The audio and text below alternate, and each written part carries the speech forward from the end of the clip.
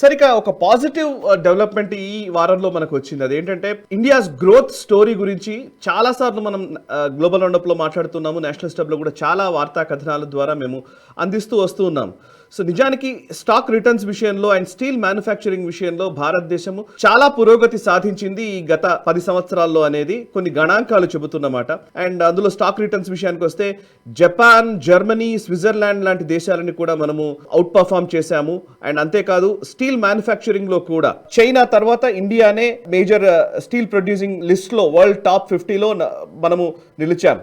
So basically ఈ growth స్టోరీని ఒకసారి ఎక్స్ప్లెయిన్ చేస్తారా? చాలా మంది అసలు నిజానికి పాజిటివ్ అంశాలు మాట్లాడట్లేదు. అంతా ఏదో వార్తా పత్రికలు కానివ్వండి, ప్రసార మాధ్యమాలు కానివ్వండి, నిజానికి 10 సంవత్సరాల్లో జరిగింది ఏంటి అని అంటే కనుక చాలా విషయాలు ఏదో ఇవి చేశాము అవి చేశామని చెప్తున్న పరిస్థితి ఉంది. కానీ బట్ భారతదేశం చాలా వేగంగా అభివృద్ధి చెందుతుంది అని చెప్పడానికి ఆస్కారం ఉన్నటువంటి గణాంకాలు ఇప్పుడు మనకు కనబడుతున్నాయి. కరెక్ట్. మనకు IMF, బ్లూంబర్గ్ ఇటువంటి సంస్థలు ఇచ్చినటువంటి రిపోర్ట్స్ మనం చూసామంటే వాళ్ళు ఏం చెప్తున్నారంటే ప్రపంచంలో 2024 నుంచి 2029 వరకు, అంటే గత సంవత్సరం మొదలై రాబోయే 5 సంవత్సరాల్లో ప్రపంచానికి మొత్తం గ్లోబల్ ఎకనామిక్ గ్రోత్, ఆర్థికమైనటువంటి పురోగతి ప్రపంచంలో జరగబోతున్నటువంటి దానికి ముఖ్య కారకులు ఎవరు రాబోతున్నారు అని చెప్పి వాళ్ళు ఒక స్టాటిస్టిక్స్ ఇచ్చారు.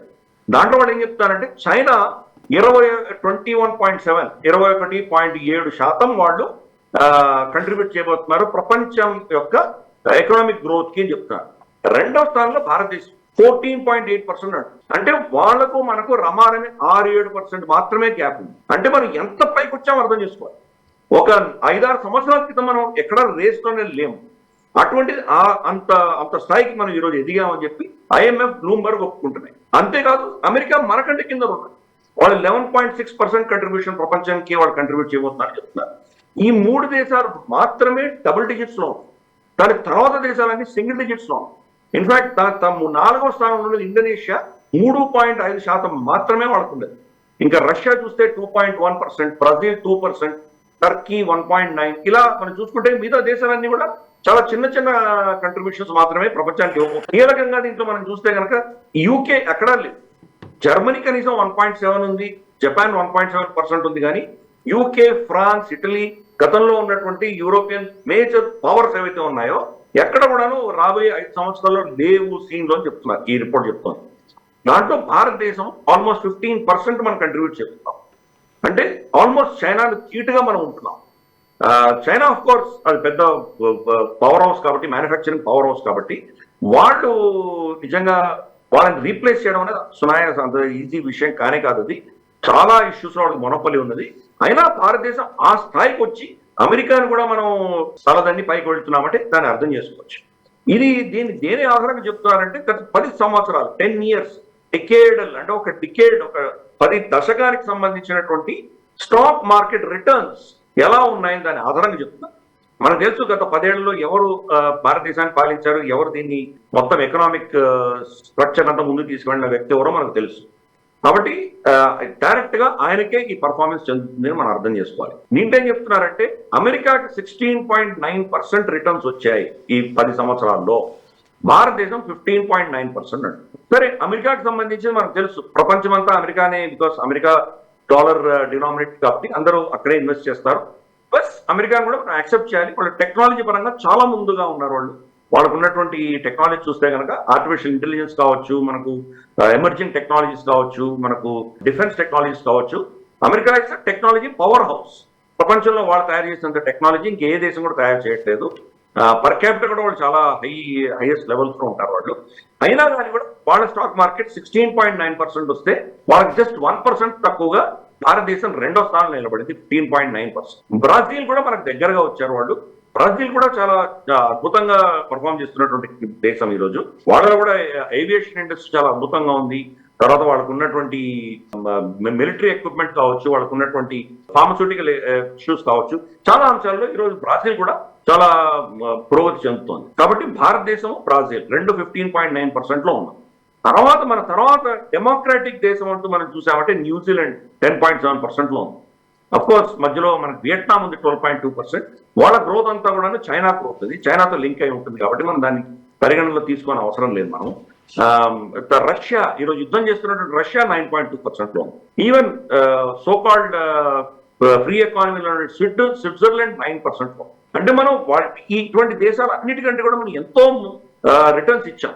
మార్కెట్ రిటర్న్స్ మనకి చాలా అద్భుతంగా రిటర్న్స్ వచ్చాయి. దీనికి కారణం ఏంటంటే కనుక మనం ఒక గ్రోత్ స్టోరీ, భారత యొక్క గ్రోత్ స్టోరీ, స్టెబిలిటీ, ఇక్కడ పటిష్టమైన నేతృత్వం ఉండడం వల్ల భారతదేశం ఎకానమీ మీద గౌరవము బాగా గణనీయంగా పెరగడంతో దీంట్లో ఇన్వెస్ట్మెంట్స్ అనేవి వచ్చినాయి. వాళ్ళకి అద్భుతమైనటువంటి రిటర్న్స్ మనం ఇవ్వగలుగుతున్నాం. వాళ్ళకు 16.9% చిన్న విషయం. 10 years లో మధ్యలో ఒక సంవత్సరం 20% ఉండొచ్చు, 1% పడిపోయి ఉండొచ్చు. అంటే ఈ 10 ఏళ్లలో మనకు కరోనా కూడా వచ్చింది కదా, ఆ కరోనా పీరియడ్ మనకు లేకుండా ఉంటే కోసం మనం 20% దాటి ఉండొచ్చు. 15.9% రిటర్న్స్ ఇవ్వగలిగాం అంటే చిన్న విషయం. ఈవెన్ కెనడా, ఇటలీ ఇటువంటివన్నీ 7% వాళ్ళకంటే డబుల్ డిజిట్స్ లో మనం ఉన్నాం. సో అందుకని ఈ అంశాలన్నీ చూస్తే కనుక ఈవెన్ స్టీల్ మ్యానుఫ్యాక్చరింగ్ లో కూడా అఫ్ కోర్స్ చైనాని మనం తట్టుకోలేము, కానీ ప్రపంచంలో మనం చూస్తే కనుక ఆల్మోస్ట్ 2వ స్థానంలో మనం ఉన్నాం. Next China.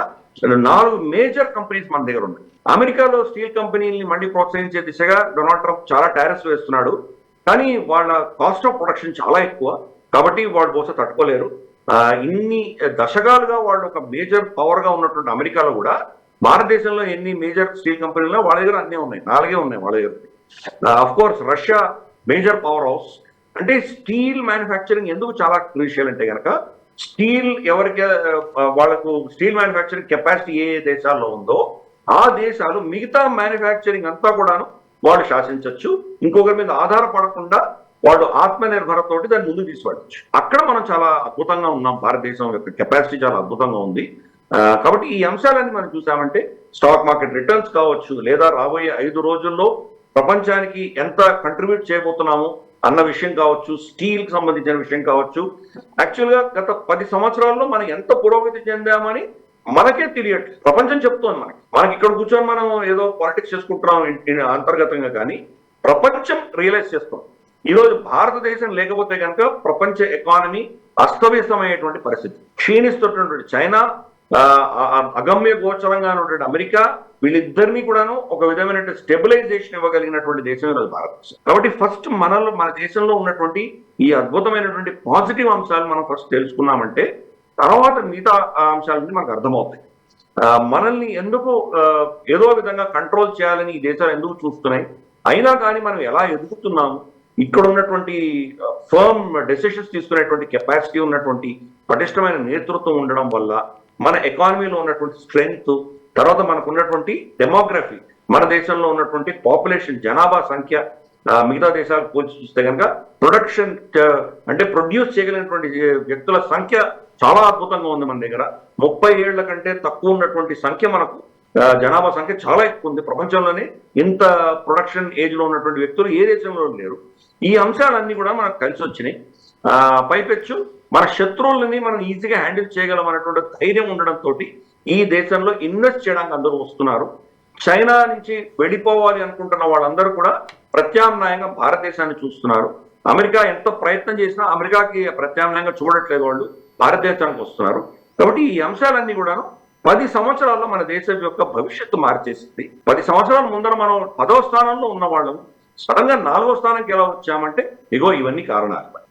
ఈ వీడియో మీకు నచ్చినట్టయితే లైక్ చేయండి, 10 మందికి షేర్ చేయండి. అలాగే కామెంట్ల రూపంలో మీ అభిప్రాయాలను మాతో పంచుకోండి. Nationalist hub group of channels ను సబ్స్క్రైబ్ చేసుకుని తెలుగునాట జాతీయవాద జర్నలిజాన్ని ప్రోత్సహించండి. ఈ వీడియో కింద ఉన్న బెల్ ఐకాన్ పై క్లిక్ చేయడం మర్చిపోవద్దు.